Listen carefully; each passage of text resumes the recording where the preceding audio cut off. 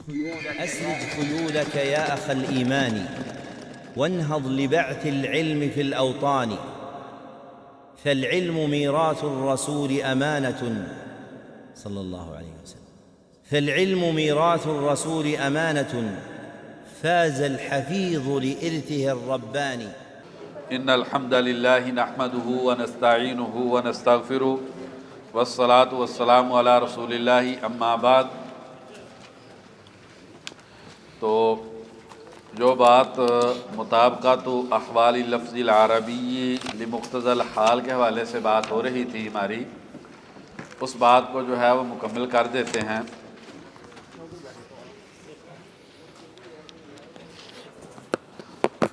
تو مقتضى الحال سے کیا مراد ہے؟ مقتضى الحال سے کیا مراد ہے؟ بلیغ آدمی اپنی کلام کے اندر جو خصوصیات رکھتا ہے، اپنے کلام میں جن خصوصیات کا ذکر کرتا ہے، من حیث ہیئت الکلمہ، کلمے کا وزن کون سا لینا ہے، اور نظمہا، اس کو کیسے پرونا ہے، وموقعہا، اور کلمے کو کس جگہ پر رکھنا ہے، اور ان ساری چیزوں کا مقام کے ساتھ مناسبت اختیار کرنا، اس کو مقتضى الحال کہتے ہیں۔ سمجھ آئی یا نہیں؟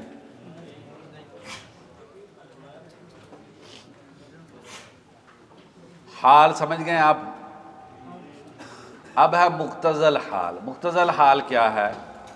بلیغ آدمی اپنے کلام میں جو کلامی خصوصیات ذکر کرتا ہے، جن کلامی خصوصیات کو اختیار کرتا ہے، اس میں سے دو تین کا اس طریق میں ذکر ہوا ہے کہ غفار کب استعمال کرنا ہے، غفور کب استعمال کرنا ہے، ہیئت الکلمہ ہے، پھر اس کو کس اعتبار سے پرونا ہے، فصل وصل لینی ہے، اس میں فصل لینی ہے، وصل لینی ہے، ایجاز مساوات اطناب کرنا ہے، دیگر جتنے پہلو تقدیم و تاخیر ہے، معرفہ کب، الکتاب کب آئے گی، کتاب انزل الیک کا نکرہ کب آنا ہے، ٹھیک ہے نا؟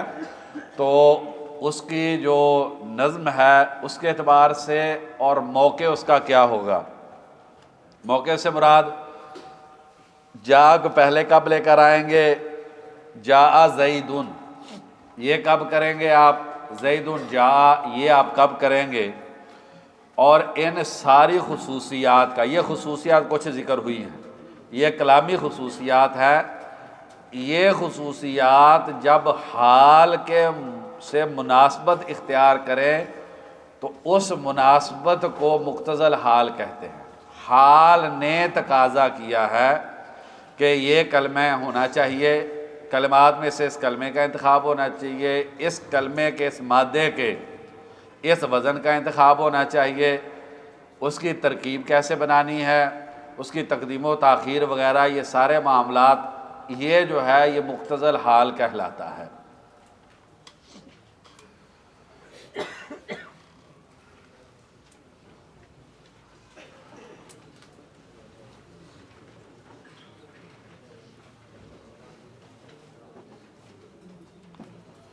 ایک بہت خوبصورت کلام ہے، ڈاکٹر سمیرہ ہیں، انہوں نے ایک لکھی ہے بحث، مقتضى الحال مفہومہ و زوایاہ، مقتضى الحال مفہومہ و زوایاہ۔ تو انہوں نے حال کی تین طرح تقسیم کی ہے، ایک ہے حال السیاق، دوسرا حال المتکلم، اور تیسرا ہے حال المخاطب۔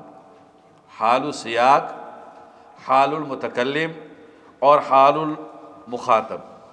اس بات میں یہ بات ذکر کرنے سے پہلے یہ بات بھی ذہن میں رکھیں، بھائی جان توجہ کریں نا ادھر، یہ بات میں کرنے لگا ہوں، ذرا توجہ کرنی۔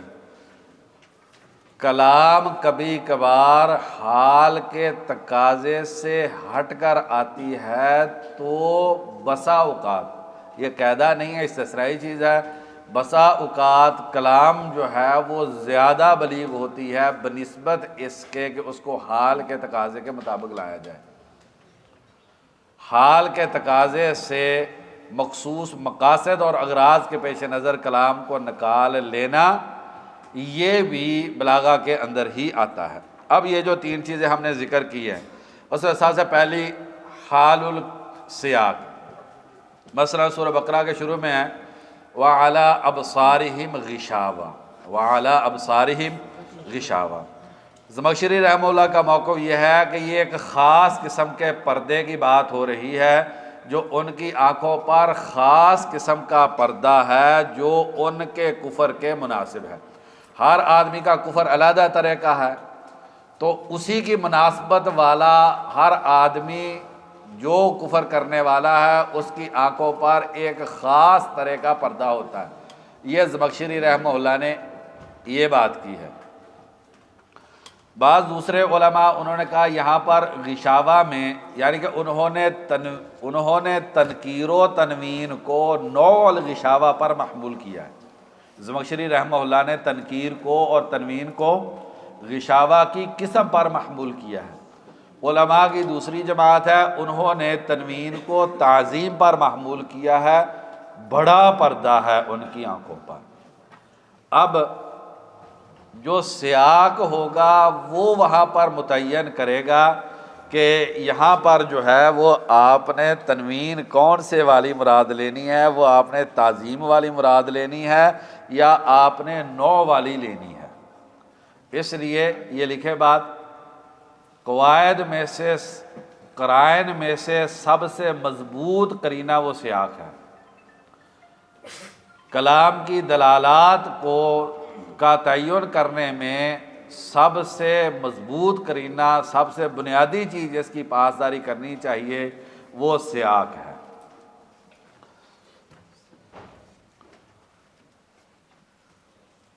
تو بعض علماء کا موقف یہ ہے کہ یہاں پر زمخشری رحمہ اللہ کی بات کمزور ہے اور دوسرے علماء کی بات جو ہے وہ زیادہ وزنی ہے، کیونکہ سیاق کا تقاضا، سیاق کی حالت جو ہے، سیاق کا جو مقام ہے وہ اس بات کا تقاضا کرتا ہے کہ یہاں پر اس پردے کی ہولناکی اور اس کے خطرناک پہلو کا اظہار کیا جائے۔ سیاق کا تقاضا یہ ہے کہ اس پردے کی ہولناکی اور خطرناکی جو ہے اس کا اظہار کیا جائے بنسبت اس کے کہ اس پردے کی نوعیت کا بیان کیا جائے۔ آپ کسی کو بھی، آپ زمخشری کے قول کو بھی ترجیح دے سکتے ہیں۔ ایک اور مثال، وَرِضْوَانٌ مِّنَ اللَّهِ اکبر، تو اس میں عمومی طور پر علماء نے تنوین کو تقلیل کی قرار دیا ہے کہ یہ جو جنتیں ہیں اور پیچھے جتنی بھی نعمتوں کا ذکر ہوا ہے۔ ایک بھائی کی ابھی مجھے چیٹ آئی تھی، ایک سوال تھا، پتہ نہیں کس کا، جی نہیں یہ نہیں کوئی اور تھی۔ حتی اذا جاؤہا،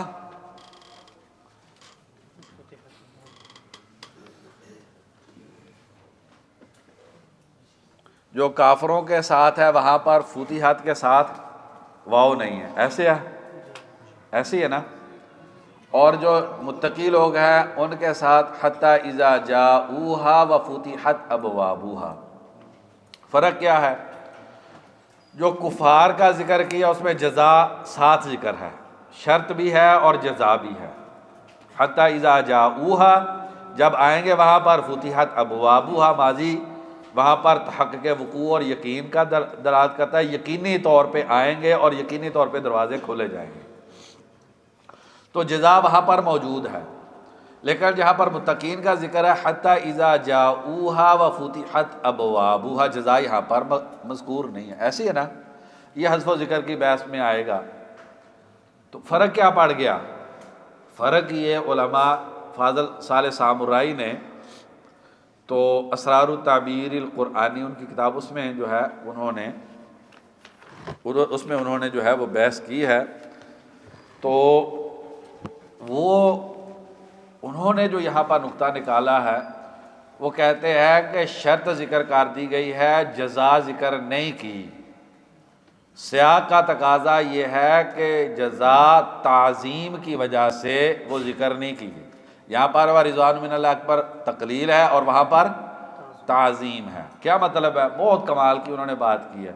وہ کہتے ہیں کہ جب جنت میں جا کر جنت کی نعمتوں کا مشاہدہ کریں گے، وہ مشاہدہ اتنا بلند ہے کہ لفظوں میں اس کی تعبیر کرنا ممکن نہیں. اسی بنیاد پر جو ہے وہ اس کی جزا کو ذکر نہیں کیا گیا. بھائی کا سوال میرے ذہن میں تھا، ویسے اس میں میں نے لکھی تھی یہ مثال کہ آگے جو ہے نا اس کو بیان کریں گے. تو اللہ تبارک و تعالیٰ کی رضامندی، یہ وہ جنتیں جن کے بارے میں فاضل صالح سامورائی یہ کہتے ہیں کہ وہ مشاہدہ ایسا نادر مشاہدہ ہوگا، اگر جزا ذکر کر دی جاتی تو وہ ایک نوعیت کا ایک خاص طرز کی بات ہو جانی تھی. تو چونکہ وہ جزا وہ نعمت جس کا انہوں نے مشاہدہ کرنا ہے، اس کی تعبیر اتنی عظیم ہے کہ ان کی تعبیر ممکن نہیں ہے. ان نعمتوں کے مقابلے میں بھی کہا جا رہا ہے وَرِضْوَانٌ مِّنَ اللَّهِ اکبر. اللہ تبارک و تعالیٰ کی تھوڑی سی رضامندی بھی مل جائے تو ان عظیم جنات سے بہت اوپر کی چیز ہے. اس کا مطلب ہے کہ مومن جو ہے جنت کی طلب تڑپ بھی ہونی چاہیے. اللہ تبارک و تعالیٰ کی رضامندی جو ہے وہ اس کا بنیادی مقصود ہونا چاہیے، اور ان چیزوں کا انسان کو شدید خوف ہونا چاہیے جن چیزوں سے اللہ کی رضامندی انسان سے چھن جاتی ہے. حال المتکلم حل ندلکم علی رجل، کیا یہ جو کافر بات کر رہے تھے نبی صلی اللہ علیہ وسلم کو جانتے نہیں تھے؟ یقینی بات ہے جانتے تھے. یعرفونہ کما یعرفون ابناءہم. تو الرجل کیوں نہیں آیا؟ حل ندلکم علی رجل نکرہ آیا ہے. تو اب حال متکلم کا خیال کرنا ہے، تو جاننے کے باوجود نکرہ کا اسلوب ان کے حاقدانہ احساسات کی ترجمانی ہے. یہ بند کر دیجیے ذرا. تو بات سمجھ میں آ گئی ہے؟ انہوں نے جو تنقید کی ہے نبی صلی اللہ علیہ وسلم کے بارے میں، اور آج صلی اللہ علیہ وسلم کو رجل سے تعبیر کیا ہے، حل ندلکم علی رجل، تو باوجود کے جاننے کے تقاضا حال کا یہ تھا کہ آپ کو معرفہ کے ساتھ ذکر کیا جاتا، لیکن اس کے باوجود نکرہ کے ساتھ ذکر کیا گیا ہے. کس بنیاد پر؟ ان کے نبی صلی اللہ علیہ وسلم کے بارے میں حاقدانہ احساسات کی ترجمانی کے لیے. وہ آپ صلی اللہ علیہ وسلم کو ایک رجل ہی، معمولی سا ایک آدمی، آپ کو پتہ ہی ہے جو کچھ وہ کہتے ہیں تو وہ اس کو کہتے ہیں ربی انی وضعتھا انثی. تاکید والی بحث اگر ہم نے پڑھ لی تو ٹھیک ہے، ورنہ حضرت ذکر والی پڑھی. تو ربی انی وضعتھا انثی، تاکید کے آپ مباحث میں پڑھیں گے یا ہم تھوڑی سی اگر بات کریں گے تو یہاں پر تاکید کس اعتبار سے ہے؟ اللہ تعالیٰ کو مخاطب کر کے کہہ رہی ہے نا ربی انی وضعتھا انثی. تو اللہ تبارک و تعالیٰ کے لیے کس چیز کی، کس تاکید کی ضرورت ہے؟ اپنے دل میں جو اللہ تبارک و تعالیٰ کے دین کی خدمت کے جذبے کا جو اخلاص اور اس کی شدت تھی، ان جذبات کے بکھرنے اور ٹوٹنے پہ جو غم اور حسرت کی شدت ہے، اس کا اظہار جو ہے وہ تاکید کے ذریعے کیا جا رہا ہے. یہ حال مخاطب کو دیکھ رہے ہیں. ربی انی وضعتھا انثی مخاطب کے اعتبار سے کچھ اس میں نہیں ہے. ربی انی وضعتھا انثی، جو تاکید کی جا رہی ہے اس عورت کے دل میں، جو کسی آدمی نے جو ہے نا بہت نیت کی ہو میں نے اپنے بچوں کو بڑا عالم بنانا ہے اور وہ خراب ہو جائے بڑا، تو وہ جو دل کے اندر شدت غم ہے اور شدت حسرت ہے اس کا اظہار کیا. اس لیے آپ دیکھیں جتنی بھی دعائیں ہیں اور ان میں حروف تاکید جو ہے وہ متکلم کے حوالے سے ہے. ربی انی مسنی الضر وانت ارحم الراحمین، جتنی بھی دعائیں ان میں آپ لا الہ الا انت سبحانک انی کنت من الظالمین۔ تو متکلم کا حال جو ہے یہاں پر وہ مقصود ہے۔ متکلم اپنی حالت کے اعتبار سے رب انی مسنی الضر، اس تکلیف کی شدت کی وجہ سے ایوب علیہ السلام جن کٹھن حالات سے گزر رہے ہیں اس پہ تضرع کی شدت جو ہے وہ انی مسنی الضر کے اندر جو ہے وہ بیان کرنی مقصود ہے۔ یونس علیہ السلام اتنی بڑی سزا، اتنا بڑا معاملہ، اس میں اپنے گناہوں پہ شرمندگی، احساس شرمندگی کی شدت کا اظہار ہے، انی کنت من الظالمین۔ سمجھ گئے جی یہ کس کے اعتبار سے ہے؟ یہ حال متکلم کے اعتبار سے ہے۔ اور بھی بہت ساری مثالیں ہو سکتی ہے۔ حال مخاطب تو عام طور پہ جو ہے وہ بلاغہ کے اندر جو ہے اس پہلو سے جو ہے وہ بات کی جاتی ہے۔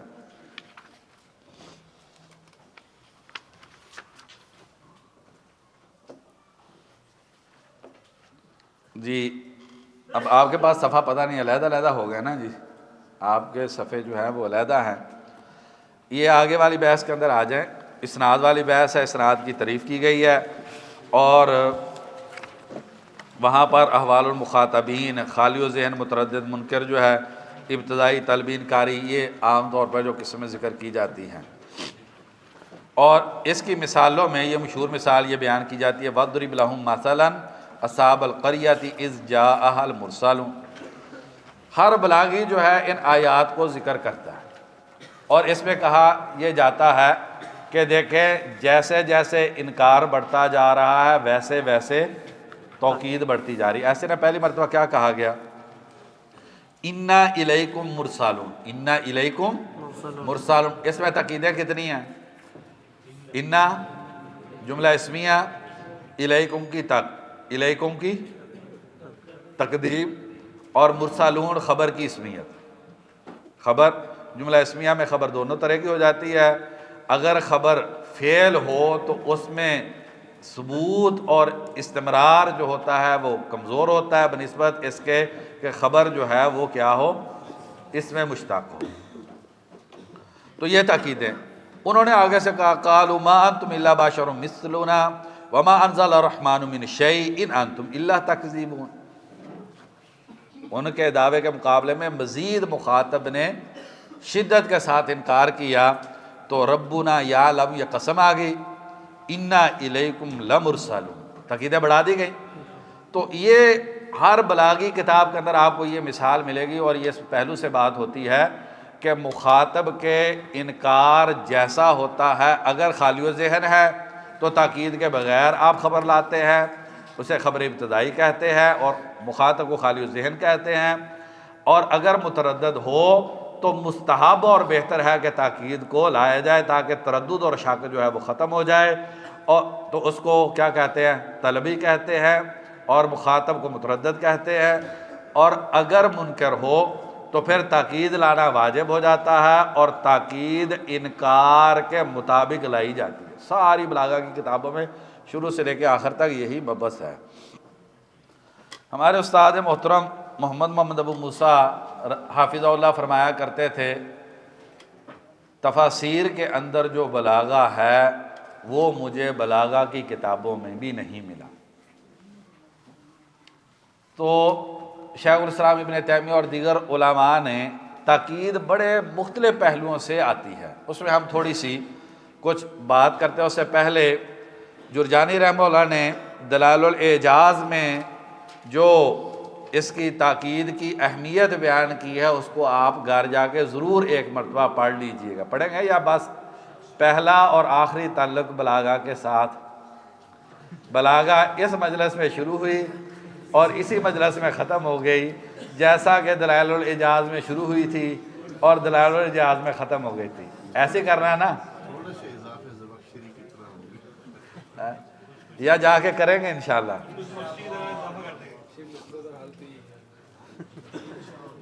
تو انہوں نے یہ تاکید کی اہمیت پر دلائل الاعجاز میں بہت خوبصورت لکھا ہے۔ امام زرکشی رحمہ اللہ نے برہان میں اسالیب توکید کی 28 اقسام ذکر کی ہیں۔ اسالیب تاکید کی برہان میں زرکشی رحمہ اللہ نے 28 اقسام بیان کی ہیں، اور ابن جنی رحمہ اللہ نے بھی الخصائص میں اس کی بہت ساری صورتیں اور اسالیب ذکر کیے ہیں، اور اسی طریقے سے زمخشری نے کشاف میں، بیضاوی اور ابو سعود رحمہ اللہ جو ہے ان کی تفسیر پر ایک دراسہ ہوا ہے، اسلوب التوکیدی فی تفسیری ابی سعود، اسلوب التوکیدی فی تفسیری ابی سعود۔ یحییٰ بن حمزہ علوی انہوں نے الطراز میں تاکید کے حوالے سے کہا کہ تمکین الشیء فی النفسی۔ تاکید کیا ہے؟ تاکید کی تعریف انہوں نے کیا کیا ہے؟ تھک گئے ہیں لگتا ہے یار، بدل ہے موضوع کوئی، تھک گئے۔ تمکین الشیء فی النفسی، کسی چیز کو نفس اور دل کے اندر مضبوط کر دینا، وتقویۃ امرہ فیہ، یہ بھی اسی کے قریب ہی ہے، اور اس کا فائدہ کیا ہے؟ فائدہ انہوں نے ذکر کیا ہے کہ اماطۃ الشبہات، شکوک و شبہات کا ازالہ تاکید کے ذریعے کیا جاتا ہے، معنی کو دل میں راسخ اور پختہ کیا جاتا ہے، اور شبہات اور شکوک کا تاکید کے ذریعے جو ہے وہ ازالہ کیا جاتا ہے۔ سکاکی رحمہ اللہ فرماتے ہیں کہ کلام کو مؤکد لانے کے اسباب غیر محصور ہیں، شمار سے باہر ہیں۔ اس میں سے 6 کے قریب جو ہے وہ چیزیں، 7 جو ہے وہ میں آپ کے سامنے تھوڑی سی رکھنا چاہتا ہوں۔ اس میں پہلی چیز یہ ہے کہ تاکید لانے کا مقصد یا سبب اظہار کمال الاعتناء بمضمون الجملہ، اظہار، اب وہ چیز آپ نے چھوڑ دینی ہے، وہ بلاغہ کے اندر آپ سارے پڑھتے رہے ہیں کہ انکار ہے تو انکار کے برابر تاکید لانی ہے، اسے ہم نکل گئے، تھوڑی سی اور 2-4 باتیں بس۔ تو پہلی کیا ہے؟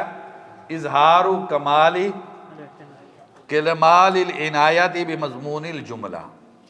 کیا مطلب ہے اس کا؟ جملے کے اندر جو موضوع بیان کیا جا رہا ہے، مخاطب کے اعتبار سے اس میں اس طریقے سے انکار والی بات نہیں ہے کہ انکار کی بنیاد پر جو ہے وہ کیا جائے۔ تو بنیادی طور پر آپ یوں کہہ لیں، اگر آپ نے آسانی سے سمجھنا ہے اس موضوع کو، تو تاکید 3 اعتبار سے آتی ہے۔ با اعتبار مخاطب، یہ بلاغہ کی ساری کتابوں میں آپ نے پڑھی ہوگی۔ دوسری با اعتبار متکلم، با اعتبار متکلم کی تھوڑی سی بات جو ہے ہم پیچھے ابھی مثالوں کے اندر کر آئے ہیں۔ اور تیسری با اعتبار کلام، تو تاکید آتی ہے بے اعتبار مخاطب، با اعتبار متکلم اور بے اعتبار کلام۔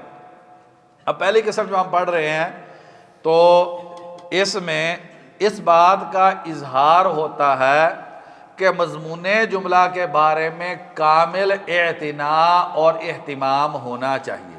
جو جملے میں مضمون بیان کیا جا رہا ہے اس کے حوالے سے کیا ہے؟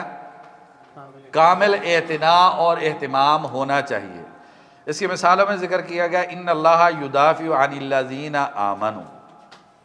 ظاہری بات ہے کہ یہ پہلے تو انکار نہیں ہے، یا ہمیں انکار ہے اس بات کا کہ اللہ تبارک و تعالیٰ مومنوں کا دفاع کرتے ہیں، ہمیں انکار ہے نہیں ہے نا، تو لہذا مخاطب یہاں پر مقصود نہیں ہے۔ ان اللہ یدافع عن الذین آمنوا، تو مقصود کیا ہے؟ مومنوں کو یہ اس بات پہ متوجہ کرنا کہ وہ اس مضمون کا کامل اعتناء کر لیں، مومنوں کو اس طرح متوجہ کرنا کہ وہ اس مضمون کا کامل اعتناء کر لیں، تاکہ دنیا کے کٹھن سے کٹھن حالات میں بھی دل یقین کی دولت سے محروم نہ ہو، اور ان کو حالات کی شدت، غم کی شدت اور خوشی کی شدت یہ انسان کو جو ہے وہ کیا کر دیتی ہے؟ انسان کے ذہن کو بھٹکا دیتی ہے، آسان لفظوں میں یہ کہہ لیں۔ تو بات کی طرف بات بکھر نہ جائے۔ تو اس تاکید کا مقصد یہ ہے کہ کٹھن سے کٹھن حالات، اب دیکھیں نا، اگر اس آیت کی طرف آپ توجہ کریں گے بات تھوڑی سی نکل جائے گی۔ اب اس طریقے سے آپ جب اس کو تاکید کو حل کریں گے تو انشاءاللہ اس کے اندر ایک واضح ہے جی جو اس پہ مثال ہوگی کہ نہیں سمجھ آئی؟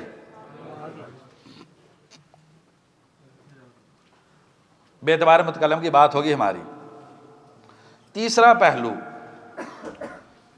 تاکید اس لیے لائی جاتی ہے تاکہ امر کا وجوبی امتثال کیا جائے۔ تاکید اس لیے لائی جاتی ہے، مخاطب کو کوئی تردد نہیں ہے اس کے حوالے سے، مخاطب کو کوئی انکار نہیں ہے اس کے حوالے سے، تو تاکید اس لیے لائی جاتی ہے تاکہ امر کا وجوبی امتثال کیا جائے، وہ امر جو کلام کے اندر پایا جاتا ہے۔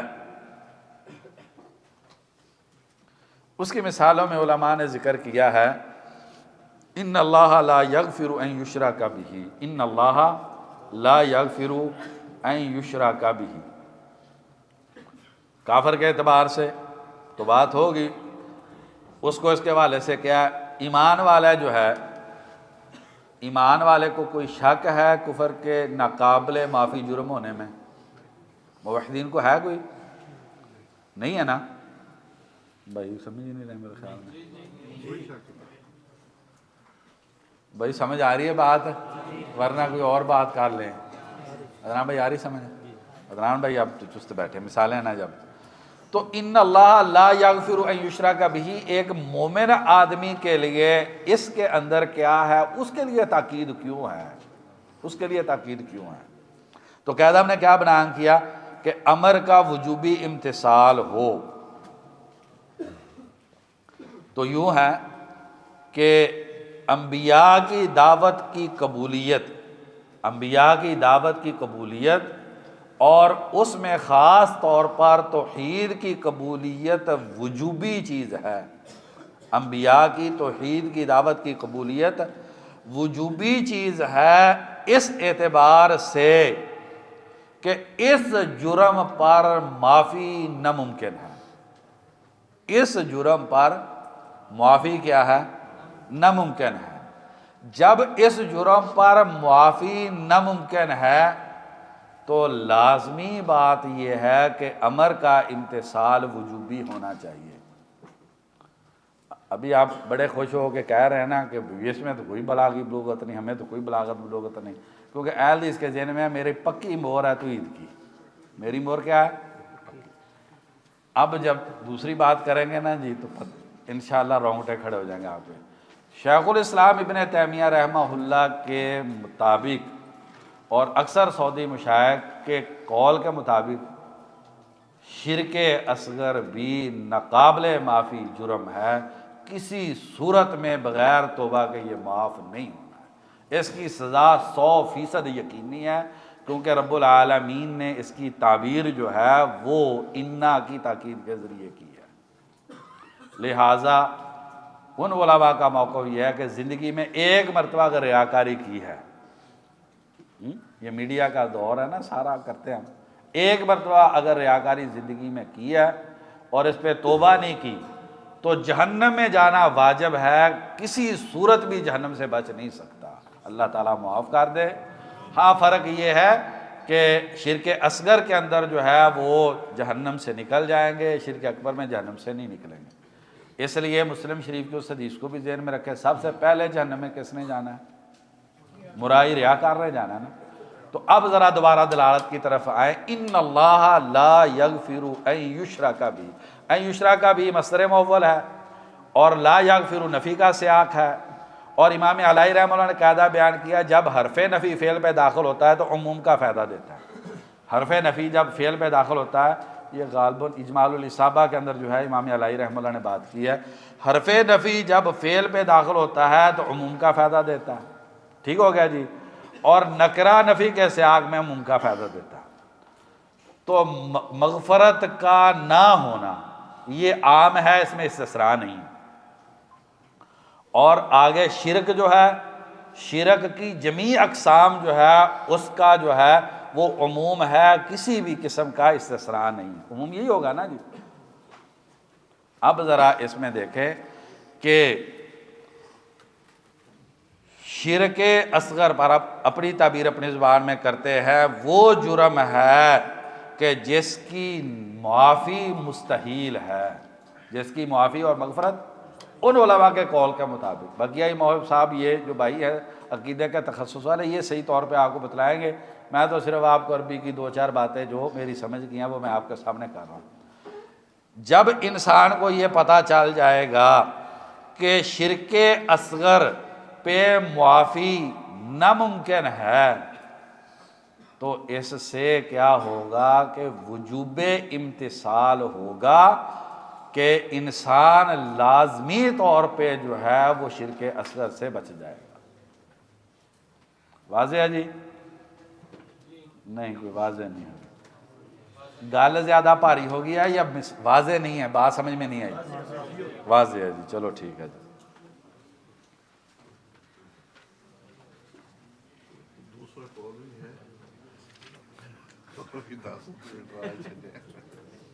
دوسرا کال بھی ہے ظاہر بات، جب کہا کہ اکثر سعودی میں شائع ہے تو اس کا مطلب دوسرا کال موجود ہے۔ اللہ تعالیٰ خیر کریں گے، معاملہ خطرناک ہے۔ ہاں معاملہ خطرناک ہے، اس کا مطلب ہے کہ اس کی توبہ کرنی چاہیے، ضرور کرنی چاہیے۔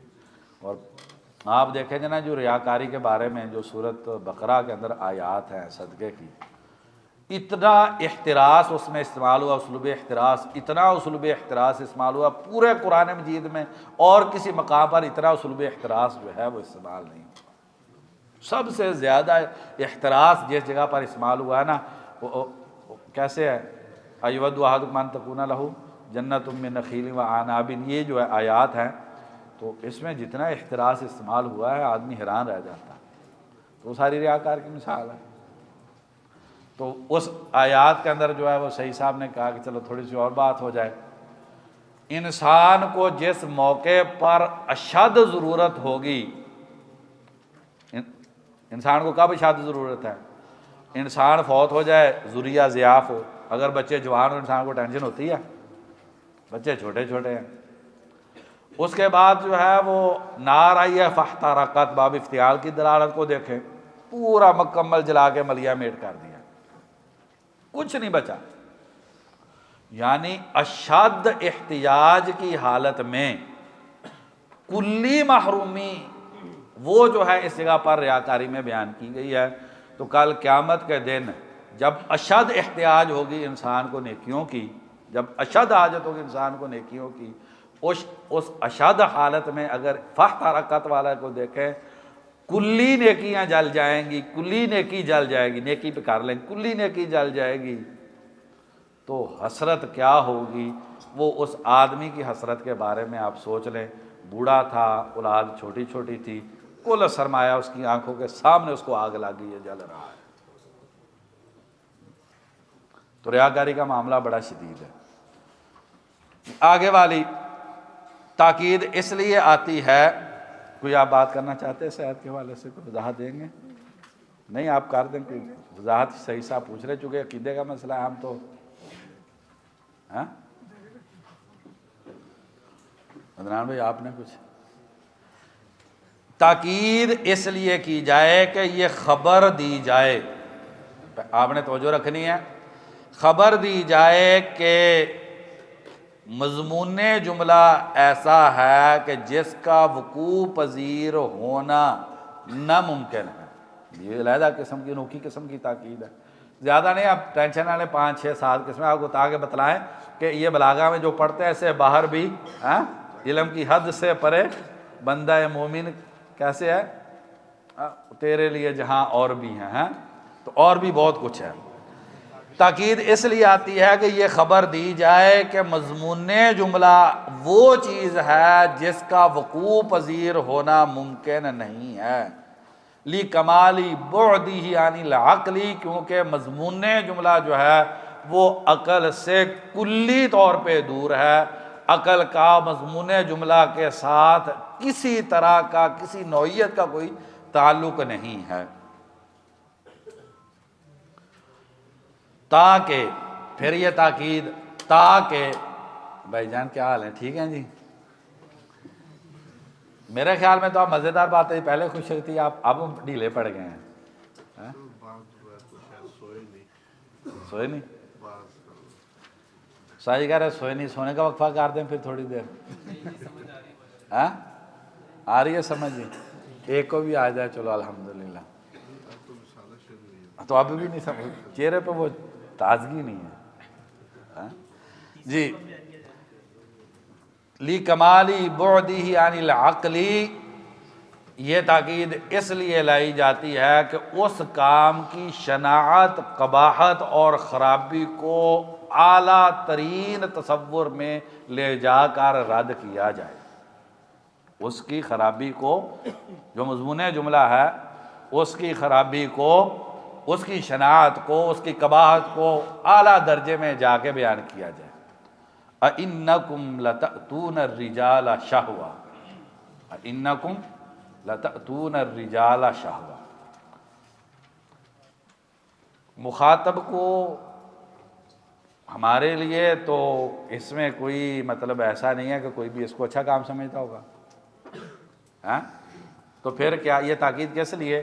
یہ خبردار کرنے کے لیے کہ یہ مضمون جملہ وہ ہے جس کا وقوع پذیر ہونا مستحیل ہے، جس کا وقوع پذیر ہونا مستحیل ہے۔ فطرت سلیم کبھی بھی اس چیز کو قبول نہیں کر سکتی۔ فطرت سلیم کو اباح ہے اور اس سے نفرت ہے، اس لیے خالص عربی ماحول کے اندر کبھی زندگی میں ایک واقعہ بھی جو ہے وہ مرد کے ساتھ کا نہیں ہوا ہے۔ یہ عباسی دور کے اندر آ کے جب عجمیت آئی اور سارا معاملہ جو ہے نا، پھر وہاں سے گندگی جو ہے وہ آگے اس کا آغاز ہوا۔ تو بہرحال یہ خبر دینی مقصود ہے کہ اس مضمون جملہ کا وقوع پذیر ہونا مستحیل ہے۔ کیوں؟ لِکَمَالِ بُعْدِهِ عَنِ الْعَقْلِ، کیونکہ یہ عقل سے کلی طور پہ دور کی چیز ہے، تاکہ اس خرابی کی شناعت جو ہے وہ اعلیٰ درجے کے اندر بیان ہو جائے۔ ٹھیک ہے جی۔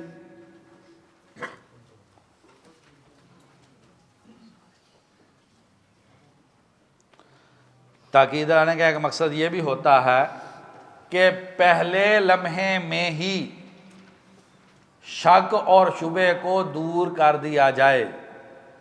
وہ لمحہ جس لمحے میں ابھی تک شک جو ہے اور شبہ پیدا نہیں ہوا۔ تھاکہ بندے جی یہ مشکل زیادہ ہے۔ دوبارہ جی، کیا اول لحظہ میں شک اور شبہ پیدا ہونے سے پہلے ہی شک اور شبہ کا تاکید کے ذریعے کیا کر دیا جاتا ہے؟ ازالہ کر دیا جاتا ہے۔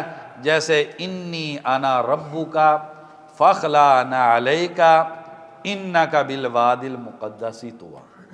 دوسرا انا اس کو آپ تعلیلیہ بنا لیں، دوسرے انا کو آپ تعلیلیہ بنا لیں تو پہلا انی انا ربک، ظاہری بات ہے کہ یہ واقعہ ایسا واقعہ ہے کہ جس کو تصور کر لینا اور اس کا ادراک کرنے کے بعد اس پر یقین کر لینا بغیر شبہ و تردد کے یہ آسان چیز نہیں ہے۔ کیا ہے آسان چیز؟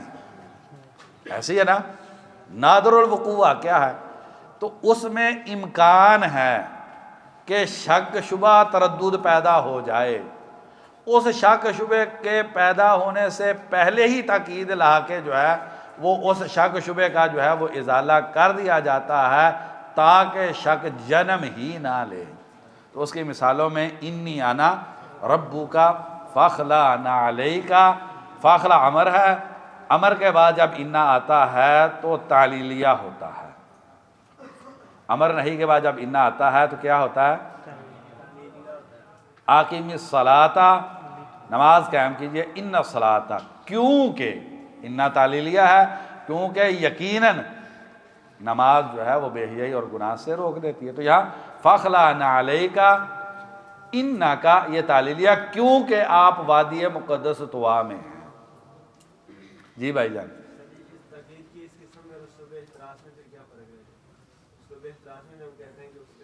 اسلوب احتراز میں پہلے کلام موجود ہوتا ہے، اس کے ذریعے وہ ہم جنم لے سکتا ہے، پھر جو ہے دوسرا کلام لایا جاتا ہے تاکہ اس وہم کو ختم کرے۔ ادھر تو وہم پیدا نہیں ہونے دیا جا رہا، سمجھ گئے بھائی؟ ترجمے میں ٹھیک ہے بات ہوئی، تو ترجمے میں اس طرح کی چیزوں کا لحاظ رکھنا ممکن ہے؟ ممکن ہے، ایک حد تک ترجمہ کرتے ہوئے ان چیزوں کا لحاظ رکھنا ممکن ہے، ایک حد تک کلی ترجمانی نہیں ہو سکتی، لیکن بہت ساری دلالات جو ہیں وہ بلاغہ کی، ان کا اردو ترجمہ جو ہے وہ کیا جا سکتا ہے۔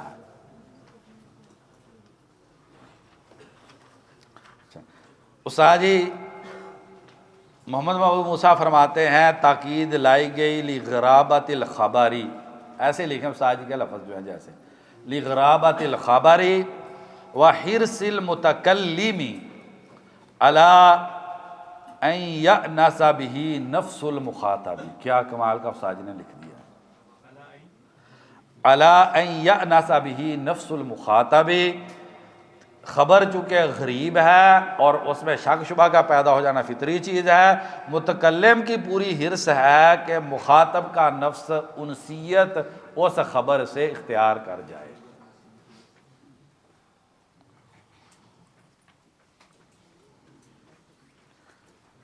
ایک اور مقصد تاکید لانے کا تعجب کرنا اور کسی کام کو بہت عظیم جاننا،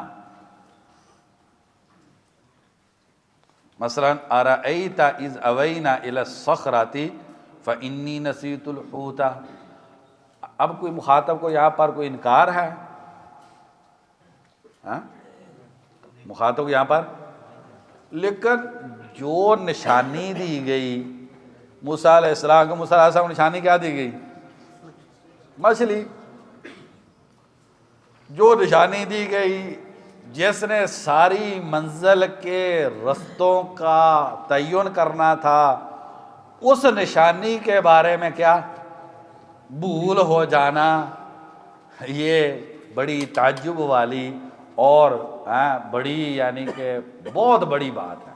تعظیم کا معنی کیا ہے؟ بہت بڑی بات ہے۔ ارأیت اذ اوینا الی الصخرۃ، آپ ذہن میں لائیے ذرا، جب ہم نے وہ سایہ لیا تھا چٹان کا، فإنی نسیت الحوت، تو حوت کو بھولنے کے اندر جو تعجب ہے اور اس کے اندر جو یہ سارا معاملہ ہے، اس کے بارے میں جو دلالت ہے وہ کس پہ کے ذریعے دی جا رہی ہے؟ تو فإنی نسیت الحوت۔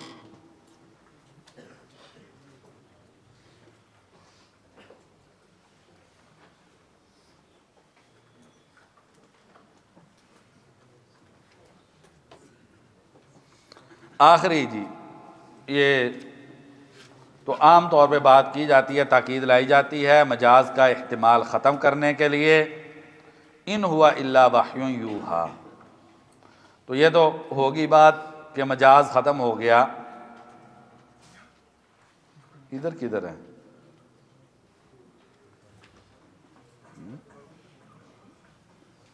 ادھر تاکید کدھر ہے؟ دیکھیں ذرا،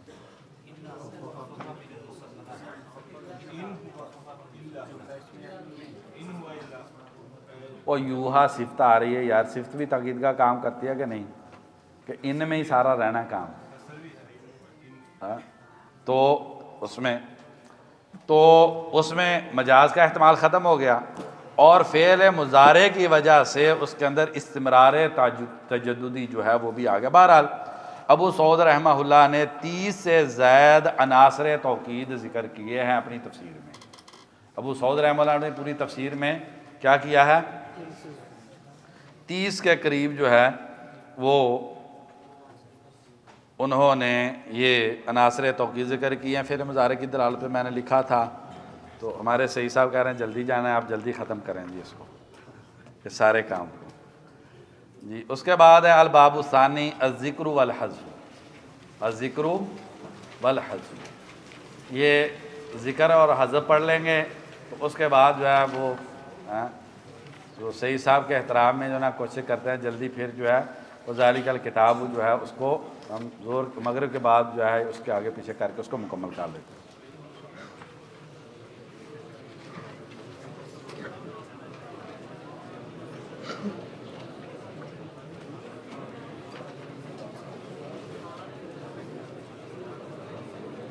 جی میرے بھائی توجہ کریں، ایک کتاب ہے حکم الحذف والاختصاری، حکم الحذف والاختصاری فی کتاب اللہ الجبار، فی کتاب اللہ الجبار، بہجت عبد الواحد محمد کی 2 جلدوں کے اندر کتاب ہے۔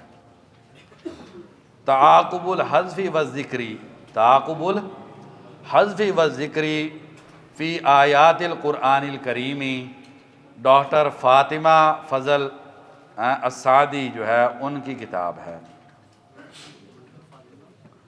فاطمہ فضل السعدی۔ تو عام طور پر حذف جو ہے وہ ایجاز کے لیے لایا جاتا ہے، آگے ہم پھر اس پہ تفصیل کریں گے۔ عام طور پر جو ہے حذف وہ ایجاز کے لیے، تخفیف کے لیے لایا جاتا ہے۔ دوسرا تعظیم کے لیے لایا جاتا ہے، کس کے لیے؟ تعظیم کے لیے۔ تیسرا معنی میں توسع پیدا کرنے کے لیے لایا جاتا ہے۔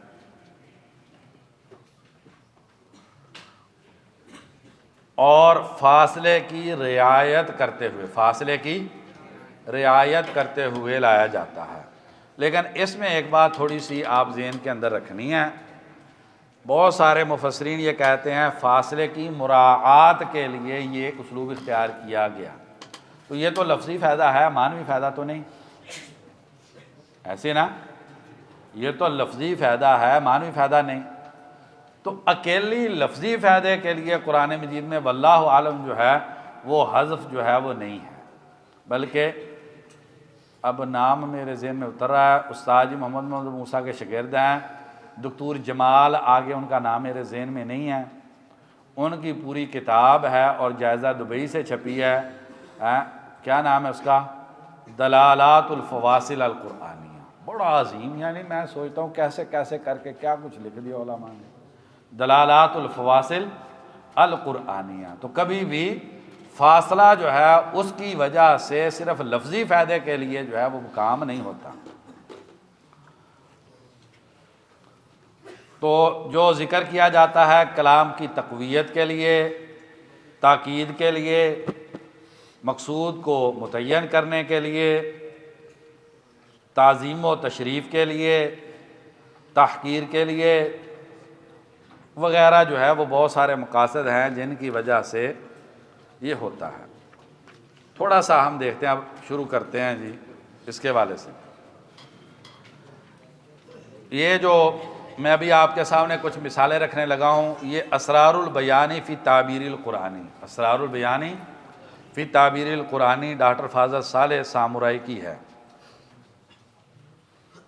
تو اس میں دیکھیے حذف کے اعتبار سے اور ذکر کے اعتبار سے پہلو بہت زیادہ ہیں، اس مجلس میں ہم ذکر نہیں کر سکتے، حذف و ذکر بہت لمبا موضوع ہے، تو اس کو جو ہے وہ ہم صحیح طور پر ذکر نہیں کر سکتے۔ تھوڑی تھوڑی سی چیزیں جو ہے نا، صحیح صاحب بھی تھک گئے، انہوں نے قلم رکھ دیا ہے۔ تھوڑا لوگ کہہ رہے ہیں طلبا کو ذکر حذف کا مطلب بھی بتا دیں کہ یہ کچھ ہے، یہ بھی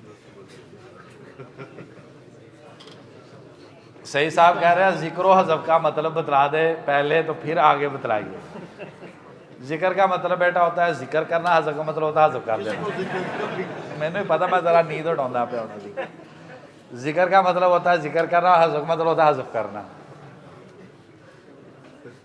یہ ذکر و حذف جو ہے، اب موضوع کی طرف آتے ہیں۔ یہ ذکر و حذف کوئی آپ کو اس کی کوئی جامع ترین میں شاید نہ سمجھا سکوں، لیکن ذکر و حذف بہت زیادہ چیزوں میں داخل ہوتا ہے اور ان کی دلالات اسی طریقے سے بہت زیادہ ہیں۔ مثلا اس میں پہلی قسم کلمے میں سے ایک حرف کو حذف کر دینا اور کلمے میں ایک حرف کو ذکر کر دینا۔ مثلا فَمَسْتَطَاعُوا أَن يَظْهَرُوهُ، یہاں پر تا کو حذف کر دیا، ایسے ہی ہے نا، وَمَسْتَطَاعُوا لَهُ نَقْبًا، ایسے ہی ہے۔ تو پہلے میں تا حذف ہوئی ہے، دوسرے میں تا ذکر ہوئی ہے۔ پہلے میں تا حذف کیوں ہوئی ہے، دوسرے میں تا ذکر کیوں ہوئی ہے؟ اب آپ وہ پورا سیاق جو ہے وہ سد ذی القرنین کا آتونی زبر الحدید، زبر کے معنی کو آپ دیکھیں، اور افرغ علیہ قطرہ اور ساری ان چیزوں کو دیکھیں۔ جس نوعیت کی وہ دیوار ہے، جس نوعیت کی دیوار ہے اس دیوار میں سوراخ کر لینے کا احتمال مستحیل میں سے ہے۔ جو اللہ کم الحاکمین نے جس اسلوب کے اندر جو ہے وہ سورہ کاف کے اندر اس دیوار کا ذکر کیا ہے، اس دیوار کے اندر نقب لگا لینا یہ مستحیل میں سے ہے۔ تو نکلنے کے دو ہی راستے ہو سکتے ہیں کہ اس کو نقب لگا کے پھاڑ کے اس میں سے نکل جائیں۔ وہ تو ہم کسی کہانی میں سنتے ہیں نا، وہ روز چاٹتے ہیں زبانوں سے، اتنا سوراخ ہو جاتا ہے، پھر انشاءاللہ کہنا بھول جاتے ہیں، پھر آتے ہیں وہ ہو جاتا ہے۔ یہ وہ ذرا سی بات اقبال کی زبان میں نا، اندیشہ عجم نے اسے بڑھا دیا فقط زیب داستان کے لیے، زیب داستان کے لیے، صرف چسکے کے لیے بات کی جاتی ہے نا۔ تو مقصود ہے اس دیوار میں اتنا سوراخ کر لینا کہ اس سے گزر سکے لوگ، وہ نکلنا چاہتے ہیں اس جگہ سے۔ تو نکلنے کے دو ہی ذریعے ہیں، یا دیوار میں پھاڑ لیا جائے یا دیوار کے اوپر سے چڑھ کے چلے جائیں۔ تو اس اسلوب کے ذریعے کیونکہ دیوار جس انداز کی بنی ہے اس میں چڑھ کے نکلنا بنسبت آسان ہے دیوار کو پھاڑنے کے، اس لیے جب چڑھنے کا ذکر کیا گیا تو حذف کر دیا گیا۔ اس عمل کی مشقت کو کم ہونے کی بنیاد پر، اور جو ہے وہ سوراخ اور اس دیوار کو پھاڑ کے پار کر کے نکل جانا، وہ اس میں مشقت کی شدت کا اظہار جو ہے وہ تا کے ذکر میں ہے۔ واضح ہے جی یہ؟ آپ سورہ کاف میں دوسری جگہ پر دیکھیں، وہ پہلے 16 پارے کے شروع سے پڑھیں گے کوئی؟ آپ اوپر پڑھیں۔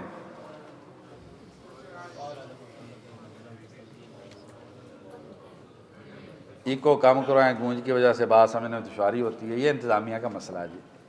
ایکو کہہ رہے ہیں کم کروائیں، میں اس کو تھوڑا سائڈ پہ کر لوں، ایسے آواز آ رہی ہے اب آپ جا کے نا حل کر لیجئے۔ ہاں، انکا لم تستطیع معی صبرا، اور بعد میں کیا کہا؟ تستطیع علیہ صبرا۔ موسیٰ علیہ السلام کے سامنے بچہ مار دیا، بچہ ظریف، بخاری کی حدیث میں بڑا اچھا سا بچہ، سمجھدار عقل والا بچہ، ایک ہونا شرارتی آپ جیسا اس کو کر دیا جائے، اتنا دکھ نہیں ہوتا، لیکن جو ہے اتنا شریف سا، جو ہے نا میٹھا سا، بولا بالا سا، محمد بھائی جیسا، اس کا اگر کرے تو مسئلہ ہے، قتل ہے۔ موسیٰ علیہ السلام یہ تشیع نکرا، کشتی میں انہوں نے بیچاروں نے بٹھایا ہے، مصیبت سے نکالنے کے لیے پھاڑ کے رکھ دیا ہے، کشتی میں ان کے پاس یہی ہے بیچاروں کے پاس، وہ دیوار ہے، کتنے دنوں کے بھوکے ہیں، مچھلی تو بیچاری بھاگ گئی، اب کھانا پتہ نہیں کتنے دنوں کا نہیں کھایا، ان کو کہا کہ تھوڑی سی روٹی پانی دے دے، ان کا نہیں دینا، تو آپ ان کی فری میں دیوار بناتے جا رہے ہیں۔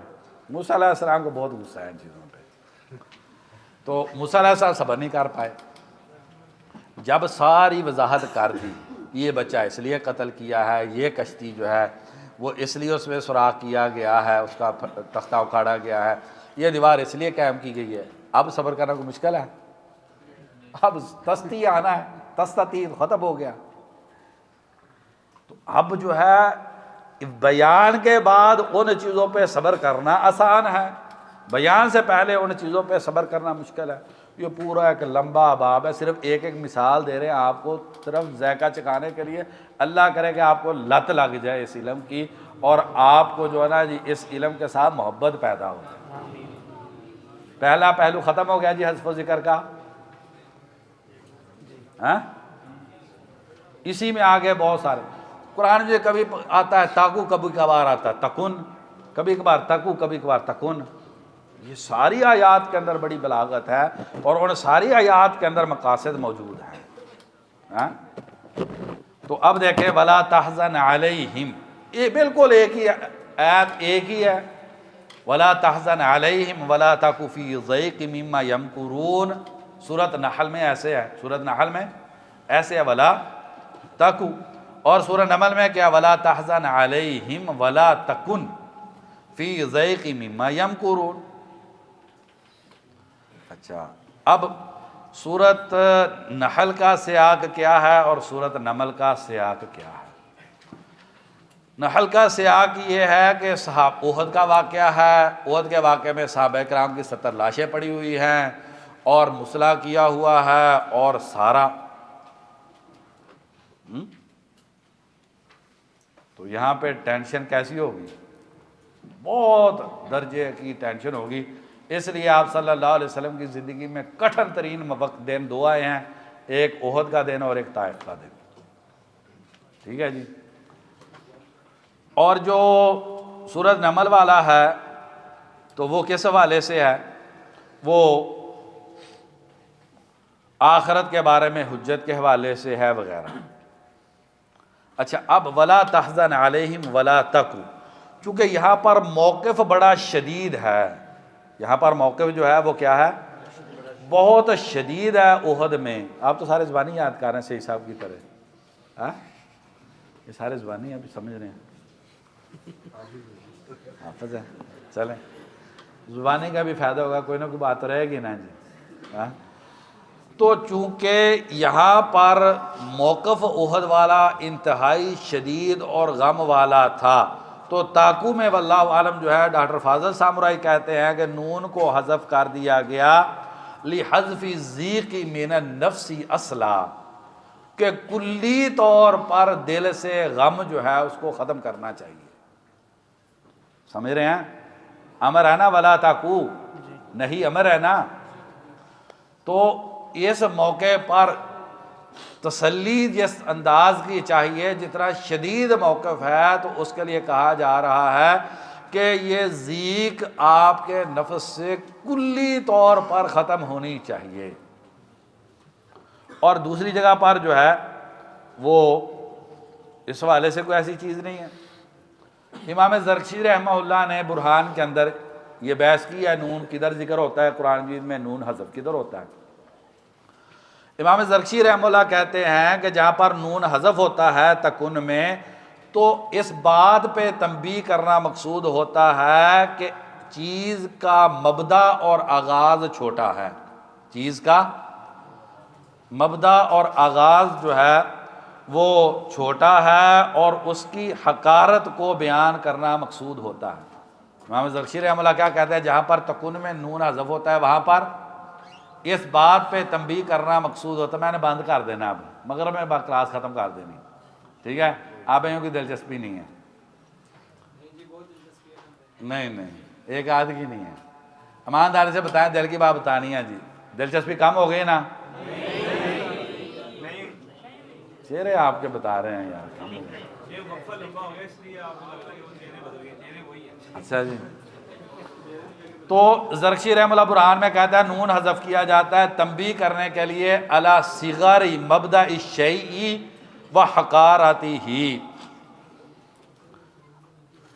الم یکو نطفتن، الم یکو نطفتن، تو انسان کا آغاز مبدأ جو ہے وہ صغر اور اس کی حقارت، اس کا بیان کیا ہے؟ اس کا بیان جو ہے وہ اس میں ذکر کیا گیا ہے۔ وَإِن تَكُ حَسَنَةً، نیکی چھوٹی سے چھوٹی بھی ہوگی، ان تاکو حسنتاً نیکی کا ابتدائی درجہ، اور نیکی کے لیے حقیر کا لفظ تو نہیں آپ کہہ سکتے، ادنا جو نیکی ہے تو یہ بھی ہوگی، نون کے حذف میں دلالت کیا ہے؟ تو کیا ہوگا؟ یضاعفھا،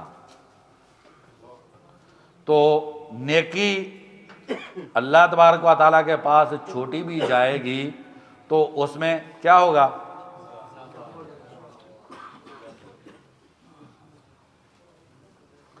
اچھا، اس کے مقابلے میں الم تکن آیاتی تتلا علیکم، الم تکن آیاتی تتلا علیکم، تو اس میں آیات کی تلاوت کے تمام اور کمال کا بیان نون کے ذریعے کیا گیا ہے۔ آیات کی تلاوت کے تمام و کمال کا جو ہے وہ اظہار وہ اس نون کے ذریعے ہے، الم تکن آیاتی تتلا علیکم۔ اسی طریقے سے ایک بحث ہے حرف کے حوالے سے، یا کسی جگہ پر ذکر ہوتی ہے اور کسی جگہ پر حذف ہوتی میں ہے، موضوع بدل لیں اب، حرف کے حذف والا ہے۔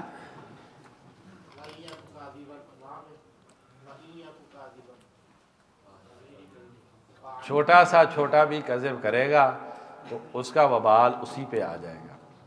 وَإِن تَكُ مِثْقَالَ حَبَّةٍ مِّنْ خَرْدَلٍ، واضح اشیاء کے اندر نیکی کتنی بھی اور برائی کتنی بھی چھوٹی اور کتنی بھی چھپ کے کی، یا بنیا انہا ان تک مثقال حبۃ من خردل فتکن فی صخرۃ او فی السماوات او فی الارض یأتی بها اللہ۔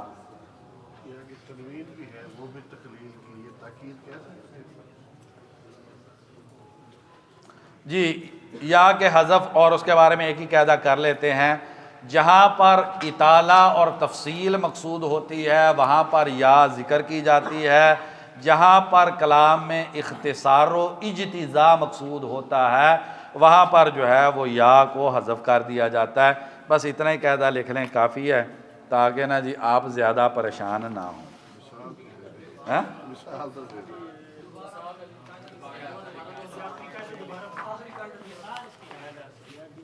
یا جہاں پر تفصیل اور اطالہ مقصود ہو وہاں پر یا ذکر ہوتی ہے، اور جہاں پر اختصار و اجتزاء مقصود ہو وہاں پر یا حذف ہوتی ہے۔ مثالیں آپ نے کدھر دیکھ لینی ہیں؟ فیض السامرائی کی کتاب میں۔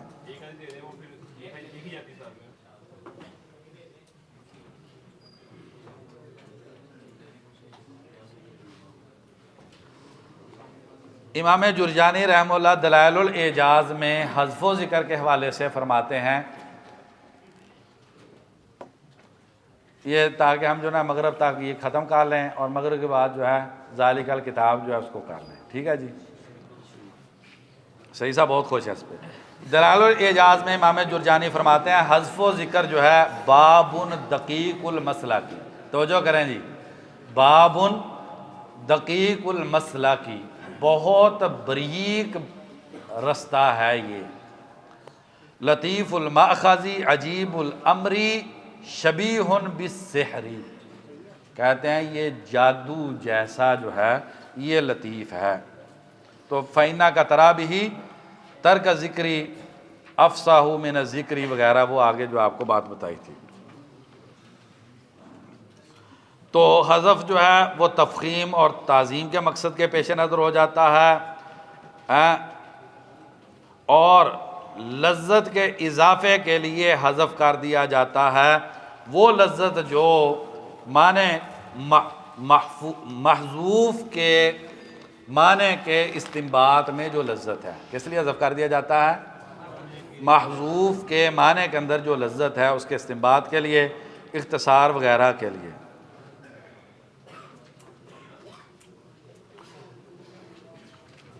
حذف کے اسباب، سب سے پہلا جو ہے اختصار۔ مثلا بسا اوقات اگر حذف نہ کیا جائے تو حذف کن کن چیزوں کا ہوتا ہے؟ حرف کا، کلمے کا، جملے کا، تین طرح کی ہو گئے نا جی۔ حذف یا حرف کا ہوگا، حرف کی تین سے بات ہم نے کر لی، یا کلمے کا ہوگا حذف، یا جملے کا حذف ہوگا، اور ذکر ظاہری بات ہے وہ حرف کا ہوگا، کلمے کا ہوگا، جملے کا ہوگا۔ تو سب سے پہلا سبب جو ہے حذف کا وہ ہوتا ہے اختصار۔ کسی موقع پر ذکر عبث ہوتا ہے، کسی موقع پہ، عبدالرحمن کیا مسئلہ بیٹا؟ کسی موقع پر ذکر عبث ہوتا ہے، جیسے آپ کہتے ہیں الحلال واللہ، الحلال واللہ، چاند نظر آیا تو آپ سب کو پتہ ہے آپ حاضہ یہاں پر حذف کر رہے ہیں، کیا کر رہے ہیں؟ تو اختصار جو چیز معلوم ہوتی ہے اس کو حذف کر لیں۔ آپ اس کو ذکر کریں گے تو ذکر کا کوئی نہ کوئی مقصد ہونا چاہیے، ذکر کا کوئی نہ کوئی مقصد ہونا چاہیے۔ دوسری بات اس لیے بھی حذف کر دیا جاتا ہے یہ بتلانے کے لیے کہ زمانہ محذوف کو لانے کے لیے جو زمانہ چاہیے اتنا زمانہ دستیاب نہیں ہے۔ کیا؟ محذوف کو ذکر کرنے کے لیے جو زمانہ چاہیے وہ زمانہ دستیاب نہیں ہے، جیسے اس کی مثالوں میں علماء نے ذکر کیا ناقۃ اللہ وسقیاہا، ناقۃ اللہ وسقیاہا۔ تو ابھی ہم نے اس کے حوالے سے وہ تحذیر کا جو موقف ذکر کیا ہے، اتنا وقت نہیں ہے کہ آپ جو ہے وہ ذکر کریں، اتنا وقت نہیں ہے کہ آپ اس کو ذکر کریں۔ تفخیم اور اعظام کی مثال ابھی آپ کے سامنے رکھ دی ہے، تو میں آپ کے سامنے وہ لفظ پڑھنا چاہتا ہوں، حتی اذا جاؤوا وفتحت ابوابها، جواب شرط حذف کر دیا گیا، کیوں؟ اذ کان وصف ما یجدونہ، اذ کان وصف ما یجدونہ، وصف جو وہ پا رہے ہیں، عند ذالک لا یتناہی، لا محدود وصف ہے۔ کتنا وصف ہے؟ لا محدود ہے۔ وَيَزِيقُ الْكَلَامُ عَنْ وَصْفِ مَا يُشَاهِدُونَهُ، اور کلام اس مشاہدے کا وصف بیان کرنے میں تنگ پڑ جائے گی، پوری دنیا کا کلام بھی لگا دیں گے تو اس کا وصف نہیں کر سکتے، اس لیے کیا ہو گیا؟ حذف ہو گیا۔ تو یہ تفخیم اور اعظام۔ تخفیف کے لیے حذف ہو جاتا ہے۔ عربی کلام کے اندر کیا ہے؟ عربی کلام کے اندر جو ہے وہ بہت زیادہ چیز استعمال ہوتی ہے، عربی کلام کے اندر وہ چیز کیا ہے؟ بہت زیادہ استعمال ہوتی ہے۔ حروف ندا حذف ہو جاتے ہیں، یوسف اعرض عن ھذا۔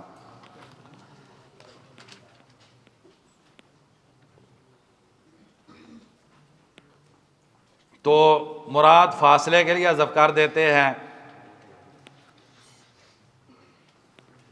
جیسے واللیل اذا یسر، واللیل اذا یسر، کیا حذف کر دیا ادھر؟ یا حذف کر دی، کس لیے؟ فاصلے کی رعایت والی بات لفظی ہوگی، معنوی۔ واللیل اذا یسر، کتنے بجے جی کرنا ہے اس میں توقف؟ 20 ہوئے، 5:20۔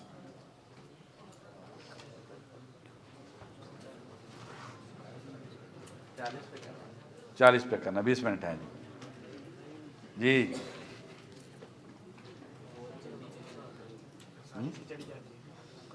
سانے سے چلی جاتی ہے، چلیں جی ٹھیک ہے۔ اب حذف کے لیے ضروری ہے کہ وہ حذف کسی نہ کسی دلیل کی بنیاد پر ہونا چاہیے، میں نے چھوڑ دیا تاکہ آپ کے ذہن میں رہ جائے نا، دیکھنا ہے یہ۔ تو حذف لازمی طور پر کسی دلیل کی بنیاد پر ہونا چاہیے، اگر بغیر دلیل و قرینے کے حذف کریں گے تو یہ مخل ہوگا اور اس کو بلاغہ کے اعتبار سے ناپسند کیا جائے گا۔ اور یہ جو حذف کی دلیل ہے کبھی کبھار عقل ہوگی، جیسے وَاسْأَلِ الْقَرْيَةَ الَّتِي كُنَّا فِيهَا، ٹھیک ہے جی، وَاسْأَلِ الْقَرْيَةَ الَّتِي كُنَّا فِيهَا، عقل بتلاتی ہے بستی سے نہیں پوچھا جا سکتا، کیسے پوچھیں گے؟ اہل القریہ سے۔ کبھی کبھار جو ہے وہ شریعت کا تقاضا ہوتا ہے حذف، جیسے فمن کان منکم مریضا او علی سفر فعدۃ من ایام اخر، یعنی جو بھی آدمی بیمار ہوگا اور جو بھی آدمی سفر پر ہوگا اس نے دوسرے دنوں میں روزہ لازمی رکھنا ہے، کیوں؟ ادھر تو قرآن جی میں یہی ہے، فمن کان منکم مریضا او علی سفر، جو تم میں سے بیمار ہو یا سفر پر ہو، فعدۃ من ایام اخر فافطر۔ تو شریعت کا تقاضا ہے، شریعت یہاں پر دلیل ہے کہ یہ چیز کیا یہاں پر حذف ہے۔ کبھی کبھار عادت حذف ہوتی ہے، کبھی کبھار کیا ہوتی ہے؟ عادت دلیل ہوتی ہے حذف کی، جیسے لو نعلم قتالا لاتبعناکم۔ تو مجاہد رحمہ اللہ نے کیا ہے لو نعلم مکان القتال لاتبعناکم، اگر ہمیں پتہ ہوتا لڑائی ہونی کس جگہ پر ہے ہم آپ کے پیچھے چل پڑتے، آپ کی منزل مجہول منزل ہے۔ نبی صلی اللہ علیہ وسلم عام طور پہ کیا ہوتا تھا؟ جب نکلتے تھے توریہ کرتے تھے۔ اب دیکھیں قرآن و حدیث کا ارتباط کتنا شدید ہے۔ آج صلی اللہ علیہ وسلم جب بھی جہاد کے لیے نکلتے ہیں عمومی طور پہ توریہ کرتے تھے سوائے تبوک کے، تو مجاہد رحمہ اللہ نے اب دیکھیں، اب آدمی جو ہم جیسا ہوتا ہے وہ کیا کرتا ہے؟ تو جی مجاہد رحمہ اللہ نے ساری تفسیر صحیح نہیں کی، صحیح تفسیر تو ہمیں پتہ ہے، لیکن ہمیں پتہ ہی نہیں ہوتا وہ کن بنیادوں پر وہ کر رہے ہوتے ہیں جو کلام ہوا۔ کلام تو اتنے مکان کا لفظ بڑھا دیا ہے، لو نعلم قتالا، لو نعلم مکان القتال لاتبعناکم۔ تو کبھی کبھار لفظ خود جو ہے وہ دلیل ہوتا ہے حذف کی، جیسے بسم اللہ الرحمن الرحیم، حرف جار جو ہے وہ وہاں پر اس کا متعلق موجود نہیں ہے تو لازمی بات ہے یہ متعلق ہے کسی کے، ٹھیک ہے نا؟ حرف جار جب موجود ہے تو لازمی اس نے کسی نہ کسی کے متعلق ہونا ہے، اگر اس کا متعلق موجود نہیں ہے تو یہ خود ہی بتاتا ہے۔ اور کبھی کبھار جو ہے وہ سیاق کلام جو ہوتا ہے وہ حذف کی دلیل ہوتا ہے، جیسے لم یلبسوا الا ساعۃ من نہار بلاغ، تو یہاں پر کوئی حذف ہے؟ لم یلبسوا الا ساعۃ من نہار بلاغ، حاذا ہے نا دوسری جگہ پر واضح ہے، حاذا ہے دوسری جگہ پر واضح ہے۔ بہرحال تھوڑی سی اب دو تین چیزیں اور، حذف جو ہوتا ہے کیسے ہوتا ہے؟ اس میں ایک ہے اکتفا، اس کو کیا کہتے ہیں؟ حذف کی اقسام جو آپ ذکر، حذف کی اقسام، اس میں پہلی قسم جو ہے الاکتفا ہے۔ کیا مطلب؟ ایک کو ذکر کر کے اکتفا کر لینا، ایک کو ذکر کر کے اکتفا کر لینا تاکہ کیا ہے دوسرا خود بخود سمجھ میں آ جائے گا، کیونکہ ان میں تلازم ہے، کیونکہ ان میں کیا ہے؟ تلازم ہے۔ جیسے وَجَعَلَ لَكُمْ سَرَابِيلَ تَقِيكُمُ الْحَرَّ، تو کیا ادھر اکتفا ہوا؟ کیسے اکتفا ہوا ہے؟ کون بولا؟ برد؟ جی برد سے ہو گیا ہے۔ وہ بھائی یہ کپڑے جو ہوتے ہیں صرف گرمی سے بچاتے ہیں، سردی سے نہیں بچاتے، سردی سے بچاتے ہیں، تو ایک کو ذکر کر دیا ہے، اس پر اکتفا کر لیا، دوسرا خود بخود سمجھ میں آ رہا ہے۔ وَلَهُ مَا سَكَنَ فِي اللَّيْلِ وَالنَّهَارِ، وَلَهُ ابو ذر وَلَهُ مَا سَكَنَ فِي اللَّيْلِ وَالنَّهَارِ، تو سکون رات میں ہوتا ہے کہ دن میں بھی ہوتا ہے؟ دونوں میں ہوتا ہے سکون، ہاں؟ تو پھر ساکن کدھر ہے؟ وَلَهُ مَا سَكَنَ فِي اللَّيْلِ وَالنَّهَارِ، بھائی کہتے دونوں میں ہوتا ہے۔ وہ بھائی ساکانہ ذکر کر دیا، اس کا جو زد ہے وہ محذوف ہے، وَلَهُ مَا سَكَنَ فِي اللَّيْلِ وَمَا تَحَرَّكَ فِي النَّهَارِ۔ اب دیکھیں نا قرآن میں دوسری جگہ پر کیسے ہے؟ اوہ یار سارب بالنہار والی آیت پڑھیں، اللہ تعالیٰ ہدایت دے۔ لو موقبات من بینی یا کیسے ہے؟ پڑھو یار، ایک پڑھے ایک بھائی۔ سواء منکم من اسر القول ومن جہر بہ ومن ہوا مستخف وسارب بالنہار، تو اس میں کیا ہے؟ وَلَهُ مَا سَكَنَ فِي اللَّيْلِ وَالنَّهَارِ، تو یہاں پر کیا آ جائے گا؟ ساکنہ کا الٹا وَمَا تَحَرَّكَ فِي النَّهَارِ، تو یہ وہ ہو گیا کہ وَاللَّهُ خَلَقَكُمْ وَمَا تَعْمَلُونَ، عمل اللہ تعالیٰ کی تخلیق ہے۔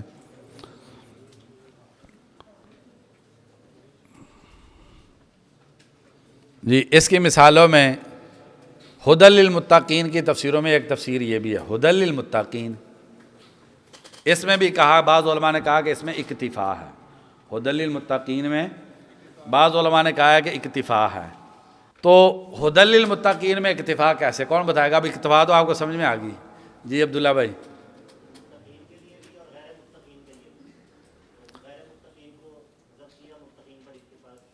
جی ہاں جی، ضلالت کا باعث ہے، ہاں جی جی، وہ عبداللہ بھائی نے جو بات کی ہے ہدی للمتقین والکافرین والکافرین، یہ ایک ہے، باقی تفسیر جب ہم کریں گے اس میں آ جائے گا، تو اس کو اکتفا کہتے ہیں۔ حذف کی پہلی قسم ہوگی اکتفا۔ دوسری قسم اس کا نام ہے اضمار، اس کا نام کیا ہے؟ اضمار۔ اضمار کیا ہے؟ احد الجزئین کو ذکر کر دیا جائے، احد الجزئین کو ذکر کر دیا جائے اور دوسرے جز کو حذف کر دیا جائے۔ ابھی جلدی نہیں کرنی آپ نے سمجھنے، آپ نے کہنا وہ اکتفا والا ہے، نہیں، یہ اور چیز ہے۔ احد الجزئین کو ذکر کر دیا جائے اور دوسرے جز کو حذف کر دیا جائے، وَلَوْ كُنْتَ فَظًّا غَلِيظَ الْقَلْبِ لَانفَضُّوا مِنْ حَوْلِكَ،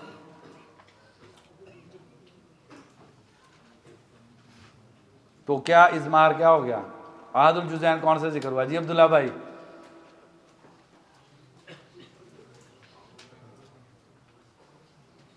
اب دیکھیں، پہلے بات کو سمجھے پھر آیت کی دلالت واضح کر۔ صحابہ کرام نبی صلی اللہ علیہ وسلم کے گرد سے بھاگے ہیں، یا کہ جیسے عروہ بن مسعود الثقفی رضی اللہ عنہ کی بخاری کی حدیث ہے ویسا چمٹے ہیں جیسا کسی ذات کو انسان نہیں چمٹے؟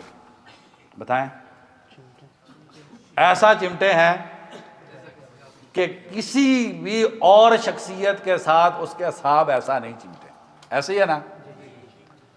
تو اس کا مطلب یہ ہے کہ صحابہ کرام نے انفزاز نہیں کیا، آپ صلی اللہ علیہ وسلم سے نہیں بھاگے، ایسے ہو گیا۔ تو لہٰذا اس کا لازمی نتیجہ یہ ہے کہ آپ فظ اور غلیظ القلب نہیں ہیں۔ ایک پہلو ذکر کر دیا کہ لو کنت فظا، اگر آپ فظ ہوتے، غلیظ القلب ہوتے، لانفضوا من حولک، یہ آپ کے ارد گرد سے بکھر جاتے، یہ بکھرے نہیں ہیں، یہ دوسرا جز ہے۔ تو لہٰذا یہ دلالت کرتا ہے کہ آپ کے اندر دو صفات پائی جاتی ہے جو ان دونوں صفات کے متضاد ہیں۔ فض کے مقابلے میں وہی دوسری جگہ پہ جو فرما دیا رؤوف الرحیم، دوسری جگہ پہ کیا فرما دیا؟ رؤوف الرحیم۔ تو احد الجزئین ذکر ہو گیا، احد الجزئین ذکر کر دیا گیا، تو اس کو اضمار کہتے ہیں اصطلاح کے اندر۔ تو دوسرا جو خود میں سمجھ میں آ جائے گا، چونکہ وہ بھاگے نہیں ہیں، لہٰذا آپ رؤوف الرحیم ہیں۔ واضح ہے جی؟ یہ قسم بھی یہاں پر ایک لمبی بحث ہے، اس کو اضمار کے حوالے سے چھوڑ دیتا ہوں میں، پھر میں اس کو کرتا ہوں اگر وقت بچ گیا، وقت تھوڑا رہ گیا جی۔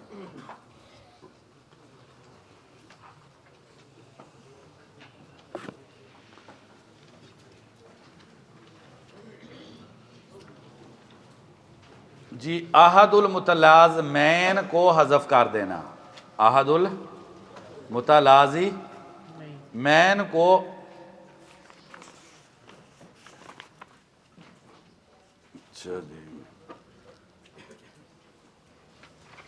یہ پہلے والی میں ایک اور مثال جو ہے نا جی وہ میرے ذہن میں آئی، تو وہ میں کہتا ہوں آپ کے سامنے ضرور رکھوں، کیونکہ وہ بہت اہم ہے اور بڑا کمال کا معنی ہے۔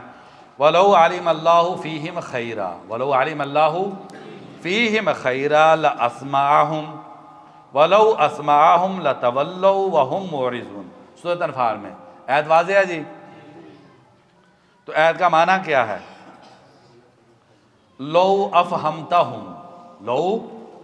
افہمتہم، اگر آپ ان کو سمجھا دیتے تو سمجھانا بھی ان کو کوئی فائدہ نہ دیتا۔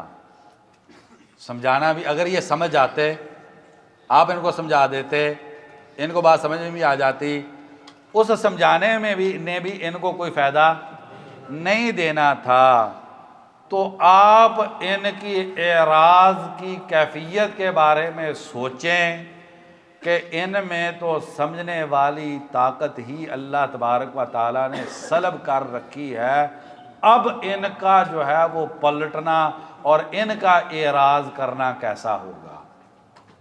لو علم اللہ فیہم خیرا لاسمعہم ولو اسمعہم لتولوا وہم معرضون۔ یہ ایک پہلو ذکر کر دیا گیا، لو اسمعہم، اگر آپ ان کو سمجھا دیتے، آپ اگر ان کو سمجھا دیتے، لتولوا وہم معرضون، تو جب آپ ان کو سمجھا ہی نہیں سکتے، لہم قلوب لا یعقلون بہا، جانور ہیں، جانوروں سے بھی بدتر ہیں، جانور کو آدمی سمجھا سکتا ہے دلائل الاعجاز کے؟ نہیں سمجھا سکتا، کہہ رہا سمجھا سکتا ہے؟ بکری کو لے کے آپ بیٹھ جائے دلائل الاعجاز سمجھانے کی، سمجھ سکتی ہے؟ نہیں سمجھ سکتی رہا۔ تو آپ اب ان کو سمجھا ہی نہیں سکتے، اضمار ہو گیا نا جی؟ ایک پہلو ذکر کر دیا گیا، دوسرا پہلو حذف کر دیا گیا۔ اگر آپ ان کو سمجھا دیتے تو انہوں نے پھر بھی پھر جانا تھا، دوسرا حذف کر دیا گیا ہے کہ آپ ان کو سمجھا ہی نہیں سکتے، انکا لا تسمیع الموتیٰ، آپ ان مردوں کو سمجھا نہیں سکتے، انکا لا تسمیع الموتیٰ، آپ ان مردوں کو سمجھا نہیں سکتے، آپ ان کو سمجھا ہی نہیں سکتے، اگر سمجھ لیتے تو انہوں نے یہ کرنا تھا، سمجھ ہی نہیں سکتے، تو حمر مستنفرہ، آپ دیکھیں انسجام ہو جائے گا ساری آیات کا، کیا ہو جائے گا؟ حمر مستنفرہ فرت من قسورہ، واضح جی ازمار جی۔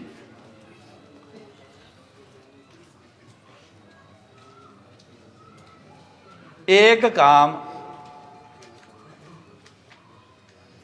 اچھا یہ والا چھوڑ دیں ابھی، تو یہ تھوڑی سی تفصیلی کلام ہے، اگر وقت بچ گیا یہ میں کروا دوں گا۔ تضمین کے حوالے سے، کیونکہ تضمین ایک بہت عظیم علم ہے، اس حوالے سے بات ہونی چاہیے، پھر مغرب کے بعد جو ہے تضمین کے حوالے سے تھوڑی سی بات کر لیں گے، اگر نہیں۔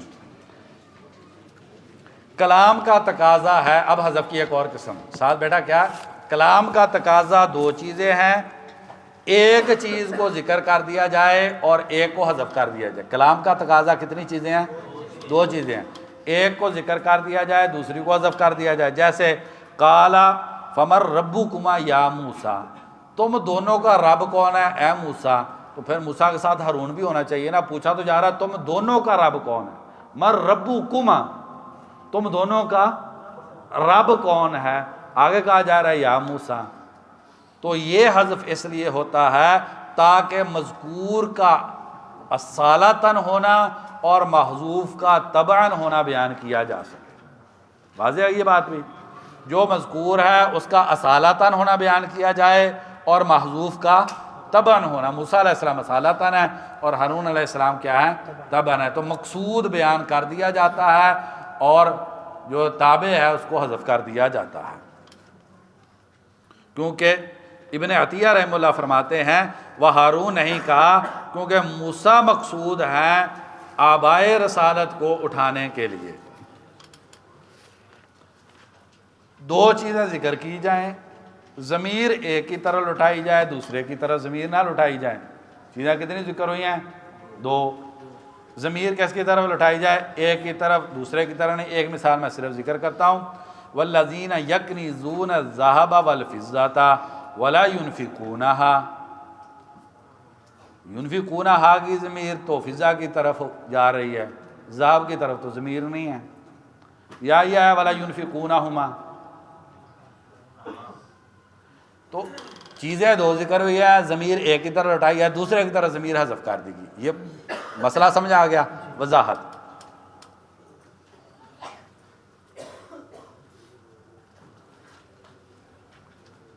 چاندی، یہ پہلے میں نے جو علماء نے بات کی ہے وہ آپ کے سامنے کر دیتا ہوں، پھر میرے ذہن کے اندر جو ہے بات وہ میں کر دیتا ہوں۔ علماء کہتے ہیں کہ چاندی کا وجود چونکہ زیادہ ہے لوگوں کے ہاتھ میں، تو اس کے کثرت وجود کی بنیاد پر چاندی کا ذکر کر دیا گیا، کثرت وجود کی بنیاد پر جو ہے وہ چاندی کا ذکر کر دیا گیا۔ میرے ذہن میں یہ ہے کہ اگر چاندی کو یہ خرچ نہیں کرتے ہیں تو بالاولیٰ سونے کو ذکر نہیں، خرچ نہیں کریں گے۔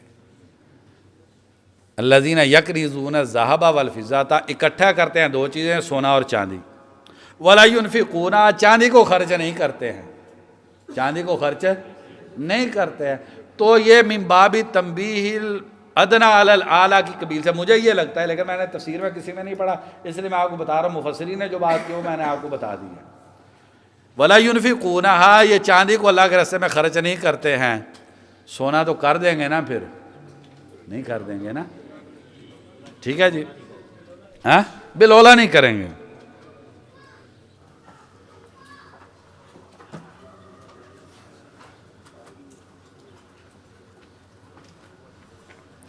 اچھا، الحذف المقابلی، آخری یار آخری، الحذف المقابلی کیا مطلب؟ ایک کا دو چیزیں ہیں، ایک اور اس کے ساتھ چیز، دوسری اور اس کے ساتھ چیز، کتنی ہوگی ٹوٹل؟ چار۔ ایک اور اس کے ساتھ چیز، دوسری اور اس کے ساتھ چیز، چار چیزیں ہوگی۔ تو ایک میں سے ایک ذکر کر دی اور دوسرے میں سے اس کے مقابل کی حذف کر دی، دوسرے میں سے دوسری چیز ذکر کر دی، پہلے میں سے اس کے مقابل کی حذف کر دی. اسے کیا کہتے ہیں؟ الحذف المقابلی. آخری ہے بھائی یہ تھوڑا سا برداشت کر لیں، پھر آگے تضمین آگے کریں گے اور ذالک الکتاب پہ کر دیں گے. مثلا وَيُعَذِّبُ الْمُنَافِقِينَ إِنْ شَاءَ أَوْ يَتُوبَ عَلَيْهِمْ. کیسے ہیں؟ ہاں یعذب آئی ہے تو تقدیری عبارت یہ ہے اللہ تعالیٰ عذاب دیں گے منافقین کو اگر چاہیں گے. اگر اللہ تعالیٰ چاہیں گے تو منافقین کو عذاب دیں گے، یہ تو واضح ہے نا. وَيُعَذِّبَ الْمُنَافِقِينَ إِنْ شَاءَ. اب یہاں پر حذف کیا کر دیا؟ جو دوسرے میں ذکر ہوا ہے، دوسرے میں کیا ہے؟ او یتوب علیہم، تو یہاں پر جو حذف ہوا وہ ہے فلا یتوب علیہم. اللہ تعالیٰ چاہے تو منافقین کو عذاب دے اور ان کو معاف نہ کرے. یہ اور دوسرے میں او یتوب علیہم فلا یعذبہم. اب پہلے میں عذاب کو ذکر کر دیا اور توبہ کو حذف کر دیا، دوسرے میں توبہ کو ذکر کر دیا. نہیں، پہلے میں عذاب کو ذکر کر دیا اور عدم توبہ کو حذف کر دیا، دوسرے میں توبہ کو ذکر کر دیا اور عدم عذاب کو حذف کر دیا. تو یہ تقابلی ہو گیا نا. عذاب کے تقابل مد مقابل ہے عذاب کا نہ ہونا، اور توبہ کے مقابل میں توبہ کا نہ ہونا. تو یہ حذف مقابلی ہے، یہ بھی حذف کی اقسام میں سے ہے. اور بھی حذف کی بہت زیادہ اقسام، بہت سارے پہلو ہیں. تو اس سے پتہ چلا کہ یہ فرقان حمید جو ہے بہت عظیم کتاب ہے اور اس کی دلالات اور اس کے پہلو جو ہیں وہ بہت عظیم ہیں. أسرج خيولك يا أخ الإيمان وانهض لبعث العلم في الأوطان فالعلم ميراث الرسول أمانة صلى الله عليه وسلم فالعلم ميراث الرسول أمانة فاز الحفيظ لإرثه الرباني.